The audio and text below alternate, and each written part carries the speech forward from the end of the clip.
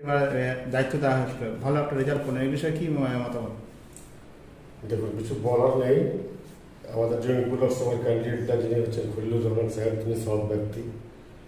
যেমন ধরেন রাজ্যে আমাদের মানবিক মুখ মুখ্যমন্ত্রী মমতা ব্যানার্জির মানে ওনাকে দেখেই সাগরদিঘির মানুষ আস্থা রেখেছেন এবং খলিলুর রহমান সাহেবের প্রতি আস্থা রেখেছেন। সর্বোপরি দল সাগরদিঘির দায়িত্ব আমাকে দিয়েছিলেন, যে সাগরদিঘিটা একটা ভরাডুবি জায়গায় আছে, বিপ্লবকে ওখানে দায়িত্ব দিলে হয়তো দল সঠিক ভেবেছিল যে না বিপ্লবই পারবে। দল আস্থা রেখেছিল আমার প্রতি। দলের আমি সৈনিক হিসেবে সাগরদিঘি বিধানসভায় 27,000 ডেবিট সিট ছিল ওখানে, আমি ওখানে 31,300 ভোটে আমি ওখানে ব্যবধানে লিড করেছি এবং সাগরদিঘি টোটাল নেতৃত্ব পেনি।